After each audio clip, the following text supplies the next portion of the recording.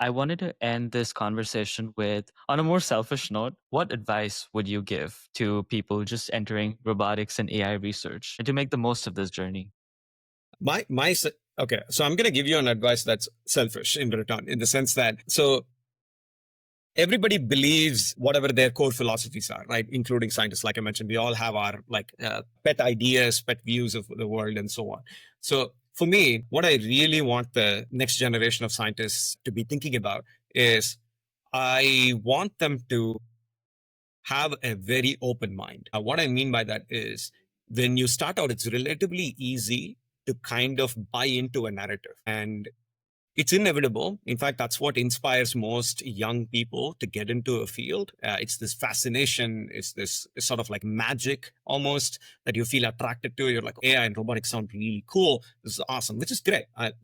But my advice to them is it's almost a caution to not fall for a particular point of view or a particular worldview.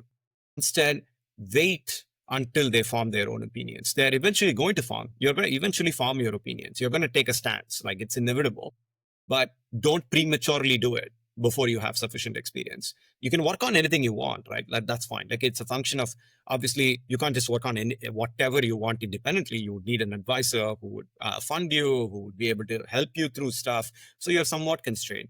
But a PhD is just a license to do research. You're not beholden to work on the problems you work on during your PhD. You can do whatever you want once you graduate. A PhD is literally just a license to be a scientist. All it says is like, oh, this person, we think this person is capable of being a scientist, right? That's what a degree is in PhD. So treat it like that and really think about the kinds of things that you want to work on. Question your own work, right? Be very humble.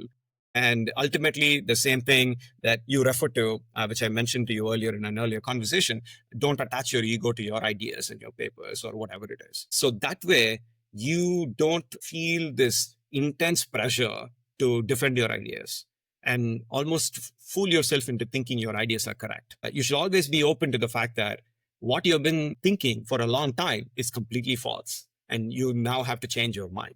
And you really have to be ready to change your mind.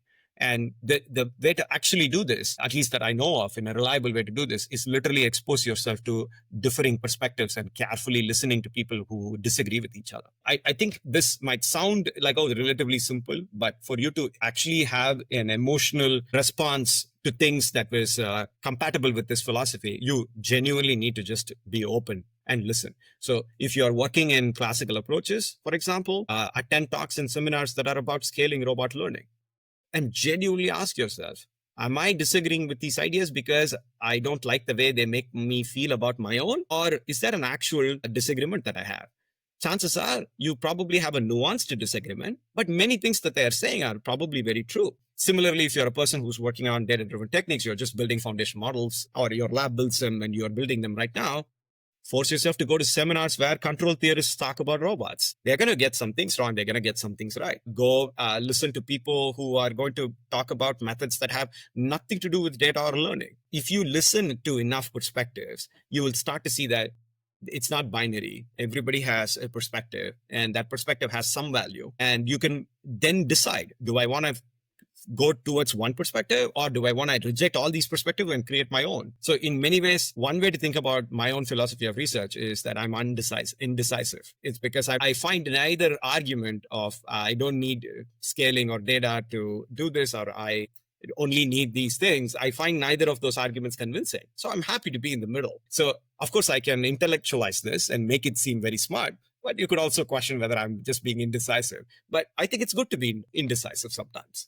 So have a skeptical view is what I would ultimately give as advice. Like I mentioned, it's a very selfish advice for influencing the next generation of scientists.